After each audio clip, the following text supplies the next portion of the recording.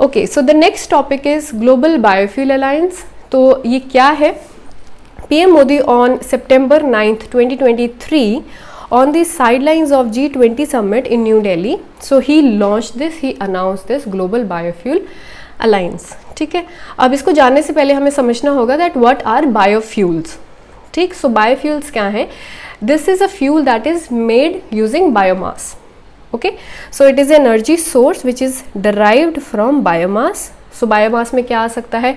Crop residue, जैसे हम news में सुनते हैं, जैसे स्टबल बर्निंग होती है इन द फील्ड्स, जो क्रॉप रेजिड्यू रहता है उसको बर्न किया जाता है। अगर उसको बर्न करने की बजाय उसको गवर्नमेंट किसी तरीके से कलेक्शन का कुछ तरीका बनाए, सो उसको कन्वर्ट किया जा सकता है एक फ्यूल में। ठीक, अगर उसी क्रॉप रेजिड्यू को एक फ्यूल में कन्वर्ट कर दे तो उसको हम बायोफ्यूल बोलते हैं। ठीक है, सो इसमें क्या क्या आ सकता है? It can have plant waste से भी बनाया जा सकता है बायोफ्यूल। इवन म्यूनिसिपल सॉलिड जो वेस्ट है उससे भी बायोफ्यूल बनाया जा सकता है।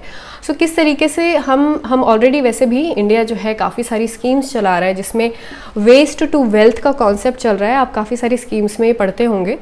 ठीक, सो ये उसको भी ध्यान में रखते हुए इस वजह से हम जो है एक अलायंस लेकर आए हैं, ग्लोबल बायोफ्यूल अलायंस, ताकि जो है वेस्ट टू वेल्थ जनरेट की जा सके। ऑल राइट, एंड ऑल्सो जो इंडिया है it is a huge importer of oil. India जो है थर्ड लार्जेस्ट ऑयल इम्पोर्टर है। सो उसकी वजह से जो है हमारे लिए काफ़ी एक्सपेंसिव रहता है ऑयल इम्पोर्ट करना। तो अगर हम कोई और फ्यूल, कोई ऑल्टरनेटिव फ्यूल सेलेक्ट करें जो कि पेट्रोल या डीजल को किसी तरीके से रिप्लेस कर सके, या फिर हम खुद ही ऐसा कोई फ्यूल जनरेट कर सके जो कि उसके साथ ब्लेंड किया जा सके, फॉर एग्जांपल एथेनॉल। ठीक है, सो एथेनॉल भी जो है एक फ्यूल है जो कि पेट्रोल के साथ ब्लेंड किया जा सकता है एंड उसे ऑटोमोबाइल्स में यूज़ किया जा सकता है। फाइन, सो हमारा खुद टारगेट है 20% इथेनॉल ब्लेंडिंग का by 2025। Fine, and we are also establishing compressed biogas plants. अब जो कंप्रेस्ड बायोगैस है ये भी जो है एज अ फ्यूल यूज़ की जा सकती है। Compressed biogas is generally methane only. ठीक है, मीथेन 90% मीथेन ही रहता है इसमें, जिसको एक फ्यूल के तौर पे जो कार्स है, ट्रक्स हैं, इन सब में यूज़ किया जा सकता है। फाइन, सो हम क्यों इसकी तरफ जा रहे हैं? क्योंकि एक तो हमें जो ऑयल इम्पोर्ट की वजह से काफ़ी जो एक्सपेंसिव जो है, जिस वजह से हमारा ट्रेड डेफिसिट भी रहता है क्योंकि इतनी ह्यूज अमाउंट जो है हमें देनी पड़ती है। फाइन, सो उससे, एंड दूसरा एक ऑल्टरनेटिव सस्टेनेबल फ्यूल हम लाना चाहते हैं जिससे कि काफ़ी टाइम तक हम यूज़ कर सकें। क्योंकि अगर हम इनकी बात करें, पेट्रोल जो भी आ रहा है, क्रूड ऑयल की बात करें, ये क्या है? फॉसिल फ्यूल्स है। Alright, so these are fossil fuels and these are non renewable sources. ठीक है, इनको रिन्यू करना इतना आसान नहीं है क्योंकि मिलियंस ऑफ ईयर्स में बनी है। वहीं अगर हम बायोफ्यूल की बात करते हैं, सो बायोफ्यूल कहाँ से जनरेट हो रहा है? अगर हम शुगर केन लें, शुगर केन वेस्ट है, एग्रीकल्चरल वेस्ट है, इससे बायोफ्यूल बन जाता है।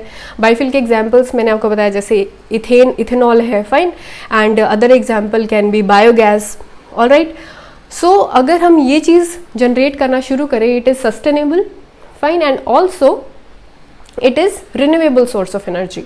तो उस तरीके से भी अगर हम क्लाइमेट क्राइसिस की बात करें, उस हिसाब से भी ये हमारे लिए अच्छा है।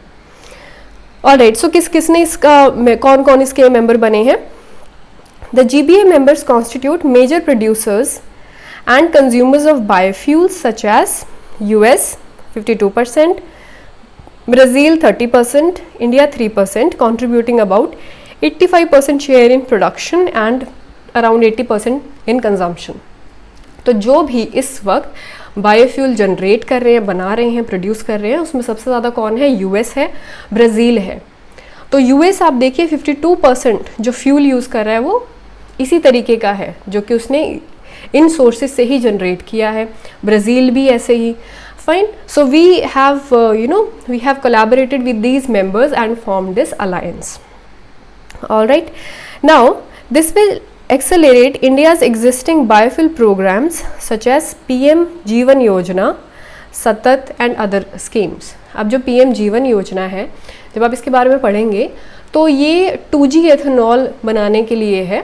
ठीक है, सेकेंड जनरेशन इथेनॉल। सो इथेनॉल मैंने आपको बता दिया, उसको पेट्रोल में ब्लेंड किया जा सकता है, उसको मिक्स किया जा सकता है पेट्रोल में। सो इसी तरीके की एक स्कीम बनाई गई है उसी के बेस्ड, जीवन स्कीम, उसमें हमें हेल्प होने वाली है। देन देयर इज सतत स्कीम। सतत स्कीम जो है वो कंप्रेस्ड बायोगैस प्लांट्स के ऊपर बेस्ड है, इसके बारे में भी आप पढ़ेंगे। Then there is Govardhan scheme. Govardhan scheme तो एक अम्ब्रेला स्कीम है, इन्हीं वेस्ट टू वेल्थ की जो मैं बात कर रही थी उन्हीं के रिगार्डिंग जो है ये स्कीम जो है बहुत सारी स्कीम्स को इंक्लूड करती है गोवर्धन स्कीम। सो ये सब जो है यही सस्टेनेबल ऑल्टरनेटिव फ्यूल्स पे बेस्ड है and this has been it is an important thing for India. All right, कि अगर हम इस तरीके को अलायंस लेके आए हमें और टेक्नोलॉजीज़ मिलेंगी। फॉर एग्जाम्पल यूएस इतना बायोफ्यूल जनरेट कर रहा है, हमें वहाँ से कुछ टेक्नोलॉजीज़ मिलेंगी।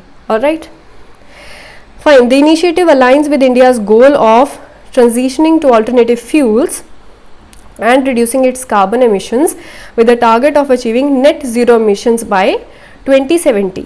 हमने एक टारगेट बनाया है कि 2070 तक जो है हमारे we will achieve net zero emissions, ठीक है, कार्बन emissions। सो उसके लिए भी ये इम्पॉर्टेंट है। Fine. So global biofuel alliance, इसके बारे में हमने जान लिया।